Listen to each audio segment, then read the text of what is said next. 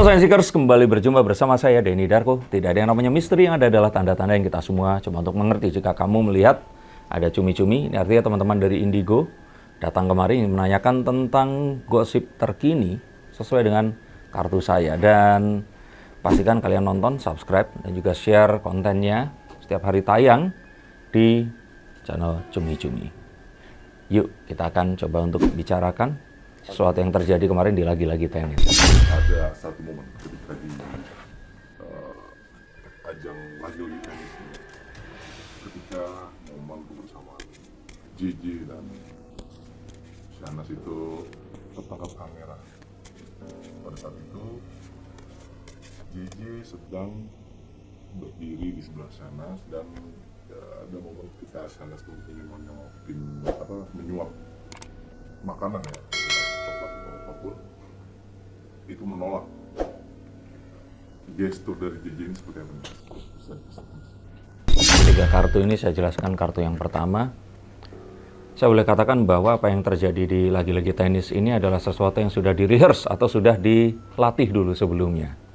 Dan saat terjadi sesuatu yang di luar yang dilatih, ya terjadilah seperti apa yang saat ini memang dilihat oleh para netizen. Yang artinya memang sepertinya mereka ini sepakat untuk bungkam. Dan apa yang terjadi di lagi-lagi tenis ini diharapkan jadi jawabannya. Nah, tapi kan ya kamera netizen ada di mana-mana, atas bawah kiri kanan, ada di mana-mana yang akhirnya menangkap adegan di mana suapan tersebut ditolak. Saya sering menolak suapan istri saya walaupun makanannya enak. Kadang kalau cowok tuh kan lagi nggak pengen makan yang manis atau apa. Cuman yang menarik adalah setelah menolak, JJ itu mengusap rambutnya. Dan itulah tanda biasanya orang kalau ke gap baru bohong. Biasanya ya, orang kalau ragu-ragu atau orang ingin menyembunyikan sesuatu. Jadi mungkin setelah itu terus dia nolak, aduh udah kadung nolak. Aduh nanti marah nggak ya? Karena seharusnya kan diterima saja. Nah ini kalau menurut saya, yang saya lihat. Nah, apakah betul atau tidak, kita akan tunggu lagi yang berikut-berikut ini. Karena biasanya kalau memang ini dilatih, akan banyak hal-hal yang terus kemudian terjadi di luar latihan dan akhirnya membongkar apa yang sebenarnya terjadi.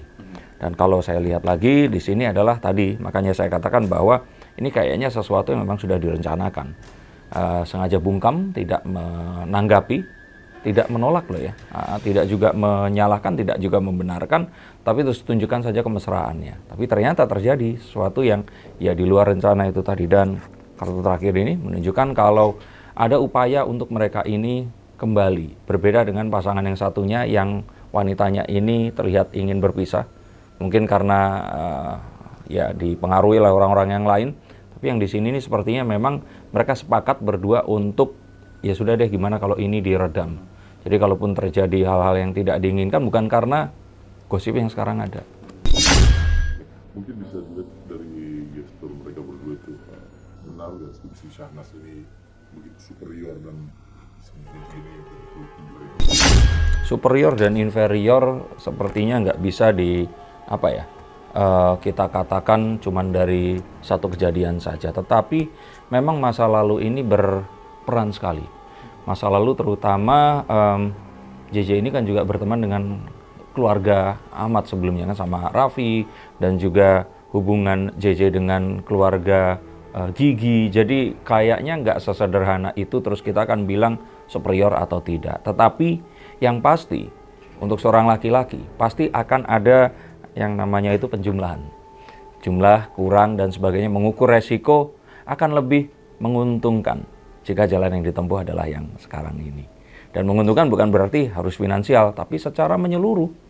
Dan ini adalah jalan yang kalau menurut saya ya kalau bisa dipertahankan, yang lebih untung lagi adalah bukan JJ atau Shahnaz, tapi anak-anak mereka. Tapi itu tadi adalah satu hal yang kalau ditanya, nggak segampang superior atau inferior. Tetapi melalui perhitungan masak-masak, dan bukan perhitungan datang ke dukun, tapi perhitungannya benar-benar angka yang dijumlahkan. Dan saya pikir JJ di sini lumayan bagus dalam menghitung, dan kalau dia masih meneruskan, kalau saya pikir sebenarnya ini akan jadi sesuatu yang juga positif. Mungkin gak sih si Shahnaz ini mungkin sudah mulai berpengalaman dengan menutup kesalahan-kesalahannya dan mungkin dari sudut ujung. Yang diklaim oleh Lady Nayoan ya, apakah betul atau tidak, kita jangan menghakimi. Tetapi jika memang itu terjadi, kalau saya pikir bukan permasalahan sudah terampil atau enggak. Ini sesuatu yang mungkin mengalir begitu saja jika itu terjadi. Dan iya seharusnya disayangkan karena untuk seseorang yang sudah memiliki keluarga apalagi anak, ini harus dipikir lebih jauh ke depan lagi. Jadi kalau saya pikir nggak ada itu tadi.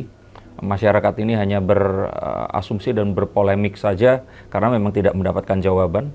Dan akhirnya itu yang kemudian difikirkan, yang kalau saya pikir ini sebenarnya nggak serumit yang difikirkan. Ini simpel sekali, mungkin karena merasa bahwa ya ada seseorang bisa diajak ngobrol, terus kemudian terus menerus timbul perasaan, tidak bisa menolak.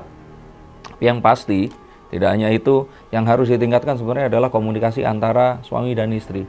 Karena kalau nggak saya nggak salah dengar, ada sebuah ungkapan yang menikah 5 tahun sahurnya cuma berapa kali itu saya pernah dengar itu.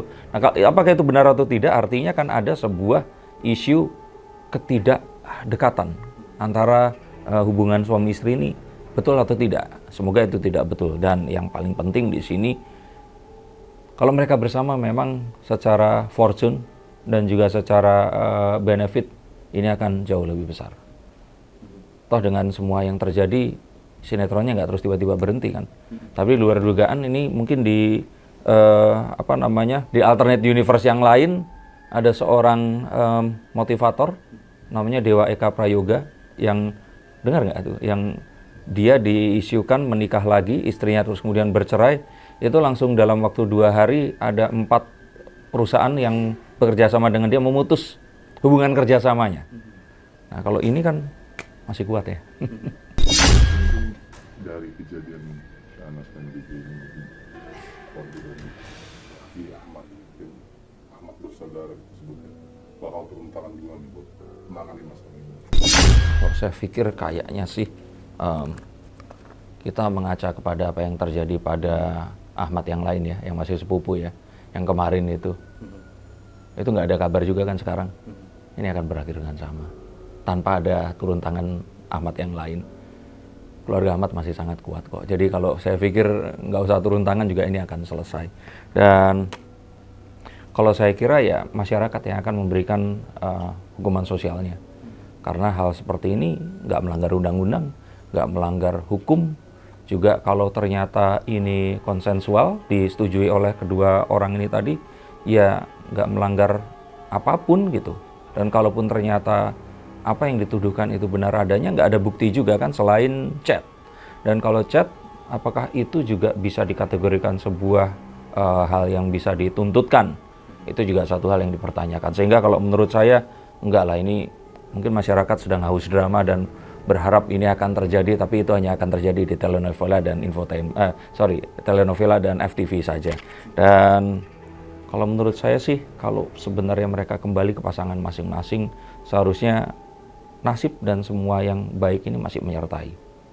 Itu yang saya lihat. Tapi dengan syarat bahwa ya mereka tahu bahwa ini tidak akan terulang lagi. Karena jika terulang lagi, maka mungkin ya masyarakat nggak akan memaafkan sekarang ini. Kalau terjadi ke depan itu bagaimana sih nasib rumah tangga di antara Lady dan The King of Cups, semuanya akan diusahakan tetap baik-baik saja. Kalaupun ternyata ada sesuatu yang nggak baik, ya tetap baik-baik saja. Dan mungkin jika kalian mengerti, itu terjadi juga kepada orang yang lain, pasangan yang lain juga, dan ya baik-baik saja juga kan. Dan masih tetap menghasilkan banyak sekali pundi-pundi.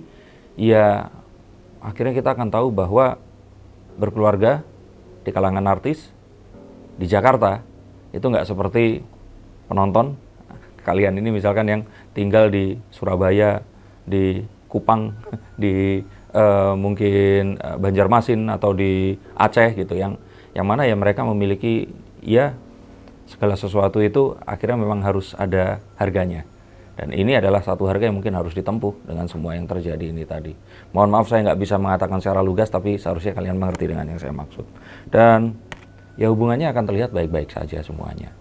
Dan ini akan terjadi, dan ya ya nggak akan ada permasalahan lagi ke depannya karena ini semua pernah terjadi.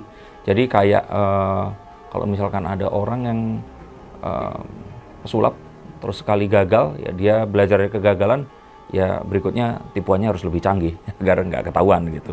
Dan yang terakhir di sini yang saya lihat ini tadi, mungkin akan dikurangi intensitas apapun di layar kaca agar apapun yang terjadi nggak terus kemudian jadi satu hal yang bisa jadi drama atau dijadikan konsumsi awak gosip seperti.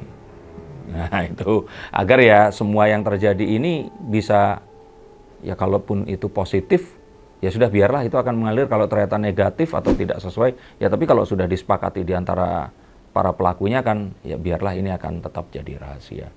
Jadi kalau saya katakan ya ini akan segera hilang kok. Jadi silakan nikmati semasa ada. Kejadian ini yang sudah mungkin berulang kali ya, 2 kali kejadian ya, istilahnya. Si Syahnas ini bakal berubah nggak?